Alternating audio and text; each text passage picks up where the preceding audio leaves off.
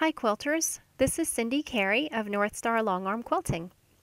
Have you noticed how techy today's quilters have become? I use my iPad all the time, and I've designed a project using CreativeStudio 6.0, which is a quilted cover for my iPad, and I'd like to share that with you today.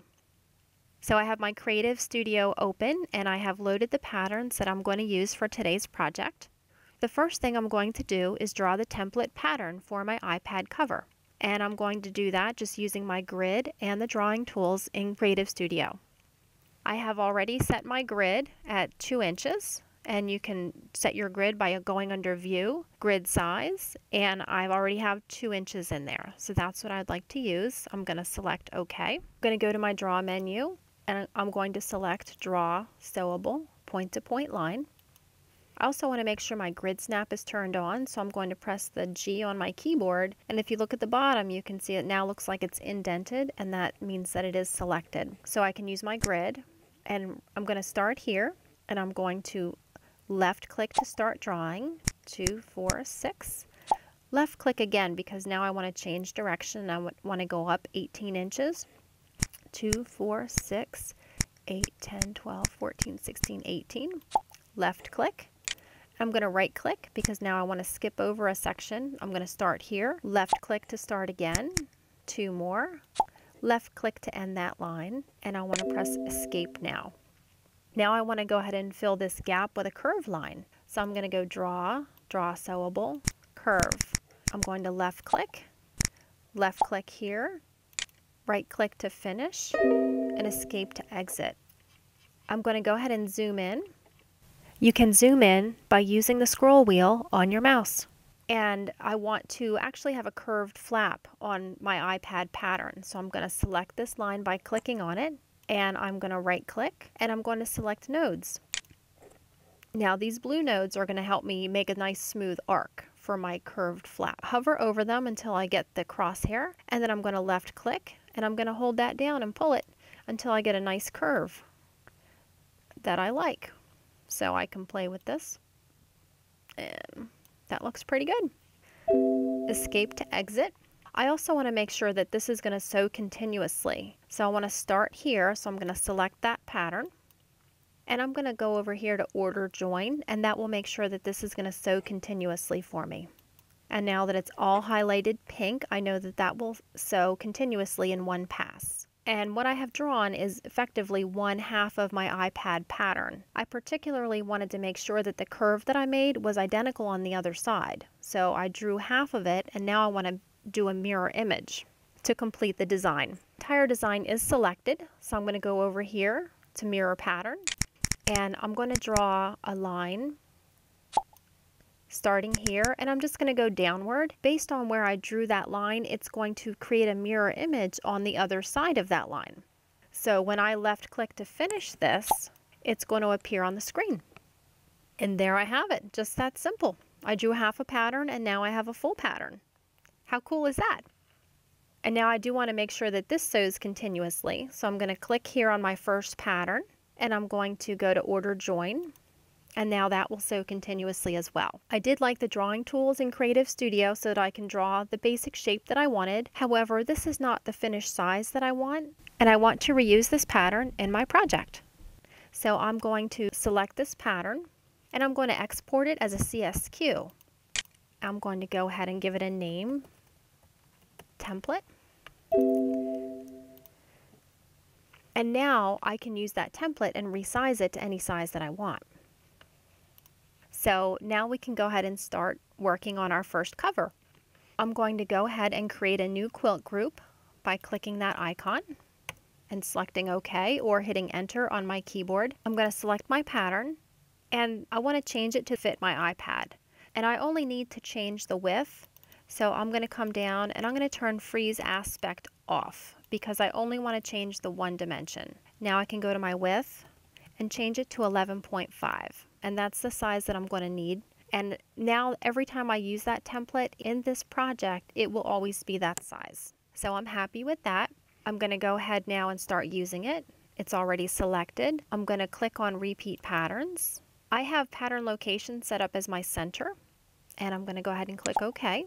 So now it's on the screen. I'm finished working with this template, so I'm going to close the repeat pattern setup box, and I'm going to go ahead and select my pattern. I'm going to click on my pattern. I've selected this pattern for the iPad cover, and I'm going to go ahead and use it. Select repeat patterns now. I have center as my pattern location, so that's going to help. Place it right in the center for me. I'm going to go down to total width, which I want it to be 11.5, and my total height is 20. And I'm going to click OK, and CreativeStudio is going to go ahead and place that in there for me. I want to go ahead and zoom in. The reason that I like this pattern is because of the curve that I have, and I like the curls that were up here. I thought they were a nice complement to the shape of my pattern, but I want to go ahead and move them in so that they stitch on my project, not off the edge. So I'm going to have to click twice to select that pattern, and I'm going to use this up here, Cycle Pattern Anchor, until I get to my gray handles. I think that's going to do the best job for me, just bringing those corners in. And I'm going to go ahead and bring that in. That looks pretty good. And then I also want to go ahead down and adjust my bottom pattern a little bit, because when I brought those corners in, it did bring this in a little bit. And I want to go ahead and kind of make it look even. I just want to bring it in a little bit, so I'm going to go to my purple handles. And that looks pretty good. So this is ready to stitch. I also wanted to show you a little bit more customized pattern that you can make. So I'm going to go ahead and open a new quilt group by clicking here. And I'm going to click OK. Again, I'm going to use my template, repeat patterns, center is good, and my size is where I want it. I'm going to click OK to put that on the screen. And what I'm going to go ahead and do this time is to select my template pattern, and I'm going to right click, and I want to go to Convert Pattern to Boundary. This time I'm going to use a different pattern, which is 3 tours wavy stripe edge to edge. I'm going to use fill to complete this pattern. So let's go ahead and do that. I'm going to select my pattern, repeat patterns. I have center for my location.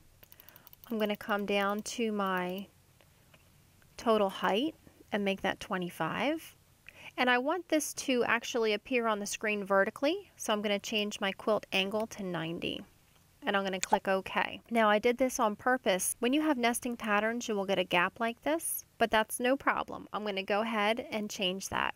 My repeat pattern setup box is still open, so I'm going to go into my vertical spacing, change that to a negative number. -1 is going to work for this pattern, and it's going to go ahead and adjust that for me. So I'm happy with that. The next thing I want to do is go ahead and just fill inside my boundary with that pattern. So I'm going to go up here, select all patterns, and then I'm going to right click, fill, and I want to fill inside that boundary. And it's going to go ahead and fill that for me. There we go. Looks good.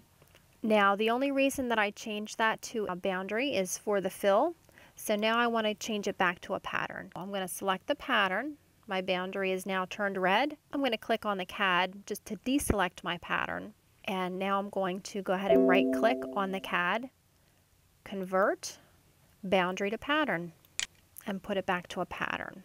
I thought it would be nice to personalize the iPad cover by putting initials on the upper flap. So let's go ahead and do that. I want to go ahead up to View, Grid Size, change it to 1 inch. That's going to help me line up where I put the initials later. I want to select all patterns, and I want to move it out of the way so I have room to work with the initials. I'm going to zoom in a little bit, and I do want to put it on the grid as close as possible. I'm going to use the nudge feature. I'm going to hold down my Control key and use my arrows to move it over at little increments at a time. And that looks good. Okay, so I'm going to just press on my CAD to deselect. I have a geometric square that's sized at 2 inches. I want to place that on the CAD, select repeat patterns, and OK. Now we can add the initials. I'm going to right click on the CAD, select text property, and I'm going to type CC for Cindy Carey. Next I'm going to click on place text. I am going to select my font. There it is. And click OK. I'm going to select my initials and zoom in and put them in the center. I have my orange handles already selected, so I'm going to center that and then just pull my corner out, and that will proportionally size my initials for me. I want to go ahead and toggle this zone, and there's a reason for that. I'll show you later. The next thing I want to do for the initials also is to flip them horizontally, and I want to go ahead and flip vertically as well. And that's because when they go on my flap and it's folded over, I want to be able to read them. So I'm going to go ahead and select them and move them into place. The other thing with this pattern is if you want your initials to be on, let's say you want them to be on the right side of the flap, you need to place them in the project on the opposite side so that when you fold it over, it will be on the right side. You'd have to set it up opposite as what you really want, just like we flipped the initials vertically and horizontally. So now I'm using my 1-inch grid to position this into place. I want to position this as close as possible to the edge so that when I fold my flap over, it does appear on the flap as opposed to being part of the folded edge. So I position this at 1 inch from the top and 1 inch from the side. This is what I need to be the most careful with. This is my closest edge, and I have a little over a 1/2 inch here, so I feel comfortable that when I put my binding on that this will not get covered. We need to consider the sewing order for this project. Let me zoom out so we can look at the project. What I would like to stitch first would be my outline to define my area. Next, I would like to stitch my fill pattern, and then I would like to stitch my square and the initials last. So let me press F8 on my keyboard to see what my stitching order is. So right now 0 is always the starting point of your stitch order, and it's going to start with this fill, which is not what I want to start with. I want to stitch my outside area first. So I'm going to click on the number 1 to make that a 0, because you're reordering this. When you click on it, it's going to start numbering in order. So the first one is always 0. Next, I want to stitch my fill pattern. I want to stitch next my square and the initials last. So that's the new sewing order, 0, 1, 2, 3. I'm going to press F8 on my keyboard to confirm and save the changes. The next thing that I need to consider for the project is the initials. I need to determine if I want to go with fill or if I'd like to use trim to cut out my initial box. So I'm going to show you the two options that we have. If we were to do a fill, I just want to get to the square, and then I want to convert that to a boundary. So I'm going to right click, and then I'm going to go down to convert pattern to boundary. So with that as a boundary, and I go ahead and select the fill patterns, right click on the patterns, and then select fill, and this time I want to fill outside of that boundary. Okay, and CreativeStudio has now filled the area outside of the boundary, and what I would like to show you is the stitching area with the fill. You can see the blue boundary line here, and where it's black, that's where CreativeStudio has filled in with a pattern so that it will sew continuously around the square. I feel the square will be prominent on the flap, and it's going to set off the initials, so I don't want these extra stitching lines to be on around the square in some places, and then where the blue is, there is not a fill stitching line, so those would be a single stitch line, and where I have the black, it would be a double stitching line. So that's not the look that I'm going for on my flap. So I'm going to hit undo, and I'm going to hit undo one more time to get my pattern back. And let me just press in here to select my pattern, and then I'm going to use my greater than or less than to get to just my square. I think what's going to work better for this project is trim. So with my square selected, I'm going to then right click, and I'm going to go to convert pattern to trim. I like the look of the trim because there's only a few tie-offs that it will make, and then when I sew my square, it'll just have a single stitching line. And I'm setting this project up in standalone mode, or SAM. So let me show you what it's going to look like when you take it over to your Statler. I'm going to toggle this sewn as if we were stitching it over on the Statler. At this point, we will have stitched the outside template and we will have stitched the fill. The trim means that when CreativeStudio is stitching these lines, it's going to stop and it's going to make a tie off at the trim line. So each one of these has a stop. I want to sew my square pattern next. So I need to select my trim. I'm going to left click on my trim, and as you can see, my trim has turned red, which means it is selected. It also has selected my pattern, and I do not want to change my pattern. So I'm going to click over here on the CAD away from it in order to deselect my pattern. My trim is still red, so I can go ahead and work with that. Now I'm going to right click on the CAD. I'm going to go to Convert, select Trim to Pattern. So that will now convert my trim back to the pattern so I can stitch my pattern. I want to show you that the stitching order has changed. I'm going to press F8. With the converting that we did on the square pattern, converting it to a trim and then back to a pattern, it changed the sewing order from where we had set it earlier, and that's the reason that I changed my initials to toggled sewn, because I didn't want to have to make that adjustment later. So I'm going to press F8 to get out of here.